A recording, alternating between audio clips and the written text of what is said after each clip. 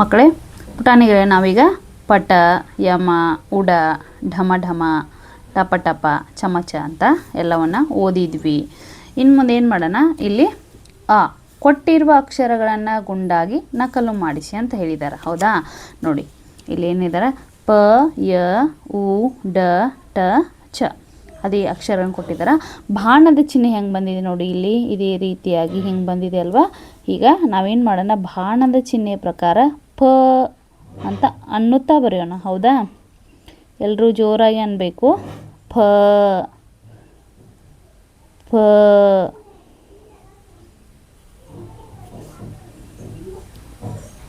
ಪ ಅಂದರೆ ಪಟ ಅಂತ ಕರಿತೀವಿ. ಯದಲ್ಲಿ ಏನಾಗಿದೆ ಅಂದರೆ ಯ ಅಂತಂದರೆ ಯಮ ಅಂತ ಕರಿತೀವಿ. ಹೌದಾ? ನೋಡಿ, ಯದ ಬಾಣದ ಚಿಹ್ನೆ ಯಾವ ರೀತಿಯಾಗಿ ಬಂದಿದೆಯಲ್ಲ, ಅದೇ ರೀತಿಯಾಗಿ ನಾವೇನು ಮಾಡೋಣ, ಯ ಅಕ್ಷರವನ್ನು ಕೂಡ್ಸೋಣ, ನಕಲು ಮಾಡೋಣ.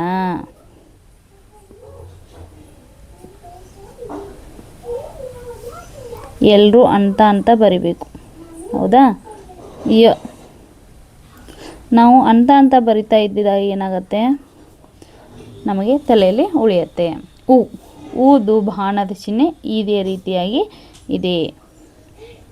ಹೌದಾ? ಉಡ,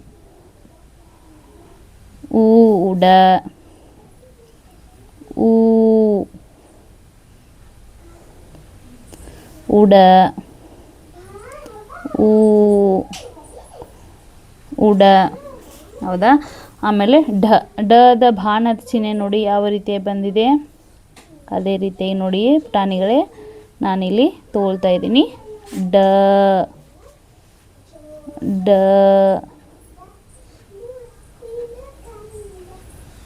ಡ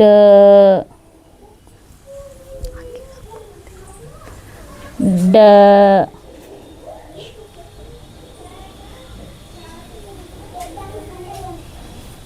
ಹೌದಾ? ನೋಡಿ, ಆಮೇಲೆ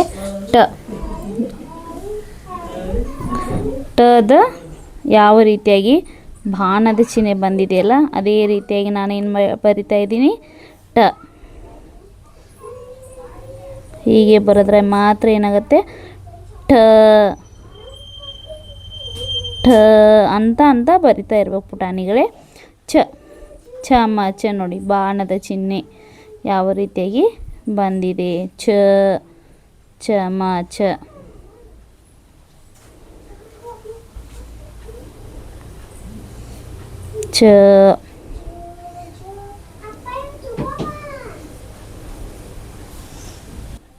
ಇದ ಪ ಅಂದರೆ ಪಟ, ಗಾಳಿ ಪಟ.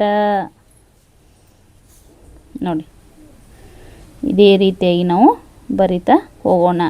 ಮೊದಲಿಗೆ ನಕಲು ಅಷ್ಟೇ ಮಾಡಿದ್ವಿ. ಹೌದಾ? ಹಾಗೆ ಮಾಡೋದ್ರಿಂದ ಏನಾಗುತ್ತೆ, ನಮಗೆ ಬೇಗ ನಾವು ಅಕ್ಷರಗಳನ್ನು ಕಲಿಬಹುದು. ಅಂತ ಬರಿತಾ ಇರಬೇಕು. ಆಮೇಲೆ ನೋಡಿ, ಇಲ್ಲಿ ನಕಲನ್ನು ಮಾಡೋಣ. ಇಲ್ಲಿ ನಕಲು ಮಾಡಿ. ಹೌದಾ?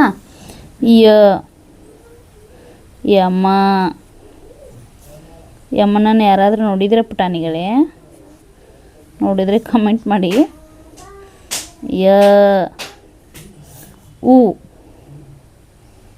ಉಡ ನಕಲು ಮಾಡಿದ್ವಿ. ಹೌದಾ? ಈಗ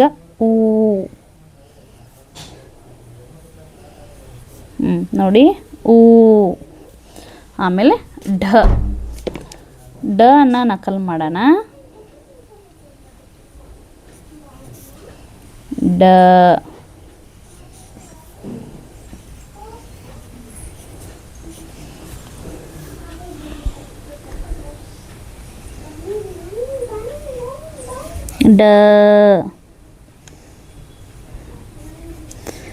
ಟ ಅನ್ನ ಏನು ಮಾಡೋಣ, ನಕಲನ್ನು ಮಾಡೋಣ. ಠ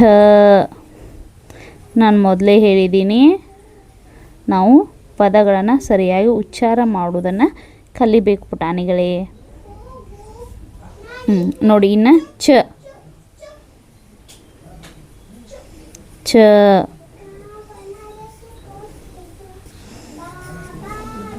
ಚ ಹೌದಾ ಚ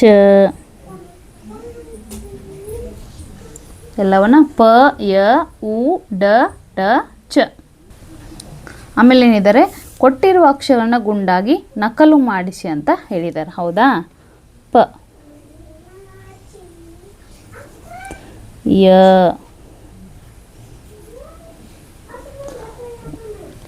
ಉ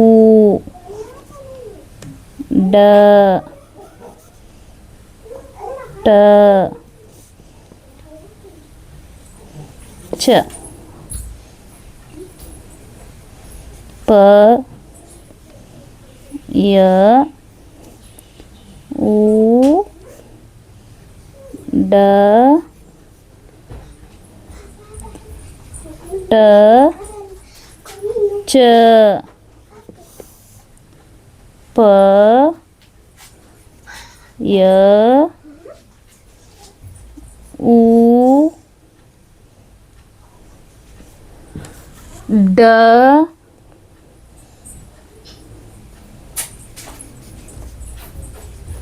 ಠ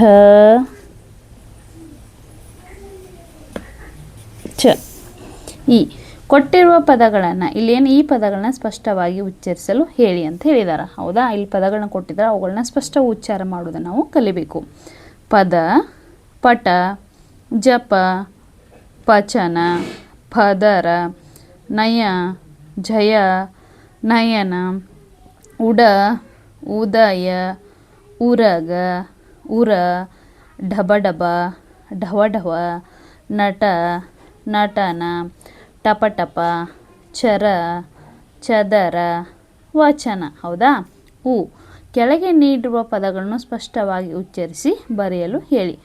ಪದ, ಯಮ, ಉಡ, ಜಡ, ಪಟ, ಚರ. ಹೌದಾ, ಇಲ್ಲಿ ಕೆಲವೊಂದು ಪದಗಳನ್ನು ಕೊಟ್ಟರು. ಮೊದಲನೇದಾಗಿ ಯಾವುದು? ಪದ. ಮೊದಲನೇ ಪದನೇ ಯಾವುದು? ಪದ. ನೋಡಿ, ಪದ ಇದನ್ನೇ ಅಂತ ಬರೆಯೋಣ. ಪದ ಅಂದರೆ ನಮಗೇನಾಗತ್ತೆ, ಅದು ಪರ್ಫೆಕ್ಟ್ ಆಗಿಬಿಡತ್ತೆ. ಹೌದಲ್ವಾ. ಆಮೇಲೆ ಯಮ.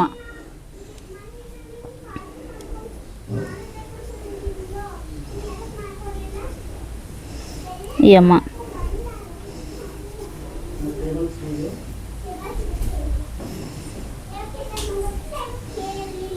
ಯಮ. ಆಮೇಲೆ ಉಡ, ಉಡ.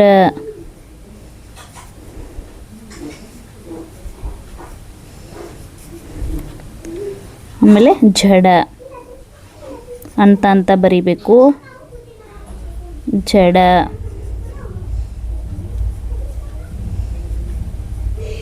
ಜಡ. ಪಟ.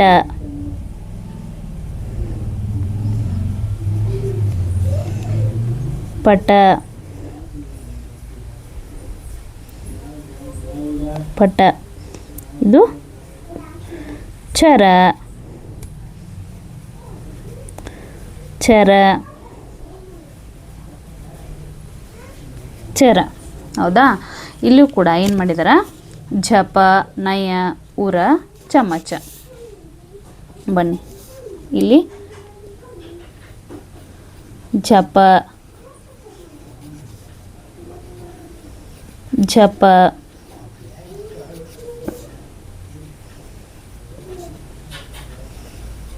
ಜಪ. ಹೌದಾ. ನಯ, ನಯ, ನಯ. ಉರ, ಉರ. ಹೌದಾ. ಉರ. ಇಲ್ಲಿ ಚಮಚ.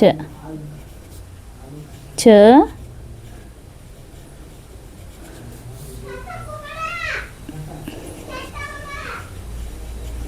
ಚಮಚ.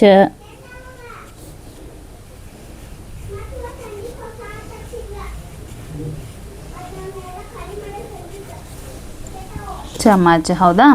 ಉ ಪದಗಳಲ್ಲಿ ಬಿಟ್ಟಿರುವ ಅಕ್ಷರವನ್ನು ಆವರಣದಲ್ಲಿ ನೀಡಲಾಗಿದೆ. ಸೂಕ್ತ ಅಕ್ಷರವನ್ನು ಗುರುತಿಸಿ, ಹೇಳಿಸಿ ಮತ್ತು ಬರೆಯಿಸಿ. ಡ್ಯಾಶ್ ಟ ಅಂದರೆ ಡ ಪ ಯ, ಡಟ ಪಟ ಯಟ ಅಂದರೆ ಇಲ್ಲಿ ಯಾವುದು ಪ ಅನ್ನುವಂಥ ಅಕ್ಷರ ಬರ್ತೈತಿ, ಹೀಗಾಗಿ ಅದು ಪಟ. ನ ಡ್ಯಾಶ್ ನ ಇದು ನಚನ, ನಪನ, ನಯನ, ಹೀಗಾಗಿ ಇದು ಯಾವುದು ಯ ಅನ್ನುವಂಥ ಅಕ್ಷರದಲ್ಲಿ ಬರುತ್ತದೆ, ನಯನ.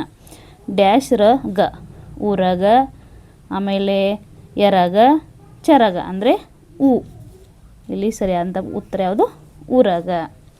ಬ ಡ್ಯಾಶ್ ವ, ಆಮೇಲೆ ಬ ಸ ಜ ಬ ಇದು ಬಬವ, ಬಸವ, ಬಜವ ಅಂದರೆ ಇಲ್ಲಿ ಯಾವುದು ಸ. ಹೌದಾ, ಇದು ಬಸವ.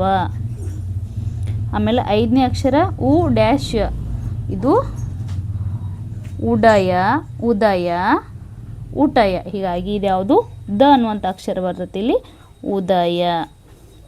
ವ ಡ್ಯಾಶ್ ನ, ಇದು ವಯುನ, ವಚನ, ಯ, ಹೀಗಾಗಿ ವಯನ ಅಂತ ಆಗುತ್ತೆ. ಸರಿಯಾದ ಉತ್ತರ ಯಾವುದು ಪುಟಾಣಿಗಳೇ? ಚ ಅಂದರೆ ವಚನ.